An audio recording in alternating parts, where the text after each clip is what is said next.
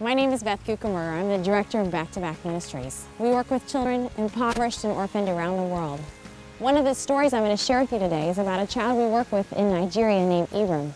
Ibrahim, like a billion other people on this planet, deal with the issue of clean water. They don't have access to it. They might have a water source that they can walk a half a day to, but there's no guarantee that the water source isn't contaminated by dangerous and deadly parasites. Ibrahim lived in a town called Zagun, Nigeria, where he was with his mother, his aunts, and his cousins. His mother and him worked in the mango fields. That's how they made a living there in Nigeria. And his mother was continuing to get sick inexplicably. They didn't understand why she was feeling weaker and weaker. And Ibrahim knew that there was a missionary doctor 2 villages away, about a 2-day walk. Even though Ibrahim was only a young boy, he decided to take off on that walk to see if that doctor would be able to help him. When he got there, the doctor explained to them that even if he could get him the medicine his mother would need, she would be taking it with water that looked clean, but that was infested with parasites. That the only way that she was going to get better is if she could drink fresh, clean water. So Ibrahim told him, "I'll carry some back with me. I'm a strong boy. I've been carrying water now for over a year. I'll take fresh water back for her." But the doctor said it's too much and too heavy, and it's just a short-term solution. Over time, the parasite will return to her system and she'll get sicker and sicker. Then how can I get fresh water?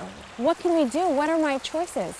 The missionary doctor said to him, "The Lord has provided fresh water for the whole planet. Sometimes it runs under the ground. Ask Him to help you have access to the water He's already provided for you." So Ibrahim thought about that on his 2-day walk home. He asked the Lord, "Do you see me? Do you know me? Do you love my mom and I? Have you forgotten about us in Zagun?"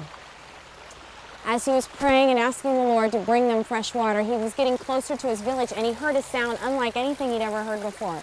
In fact, he thought maybe the village was under attack. It was so loud. He took off running, and when he got to the edge of the village, he could see a crowd of people, and he wormed his way to the front, and as he was pushing through the people, he could tell they weren't afraid. They were actually exuberant and happy and celebrating. And he found his cousin up at the front, and he said, "What is going on, and what is that machine, and who are these people?" There were all kinds of strangers that had gathered in Zagun, people from several countries and all kinds of colors, and they were standing around a machine that Ibrahim had never seen anything like it, and it was booming right down into the ground, making this sound over and over again. And his cousin described to him that they said that when they were all done working, the machine was going to sprout from it a source of water, fresh water, that they wouldn't have to walk as far as they normally do for the water, and this water would be clean. And that's exactly what happened when the machine stopped working and the water came springing up from the ground. Ibrahim realized that the Lord had answered his prayer from the day before. But the truth is, God had answered his prayer a long time before that. The Lord had been working for years to gather a team of people from more than one country and more than one church with more than one expertise and a ton of resources, and he'd put inside of them his heart for the lost people of Zagun and other places like Zagun. God had been answering his prayer for a lot longer than just the day before. For years now, a church and a pastor and some engineers from more than one country had gotten together, and God had planted in them a heart for people just like Ibrahim. They had been organizing for a long time the clean water borehole dig they had done that day. See, the Lord knew what was coming up in Ibrahim's life, and he had not forgotten them. He had been preparing an answer for a long time. If you and your family have been watching this together, would you consider these questions with me?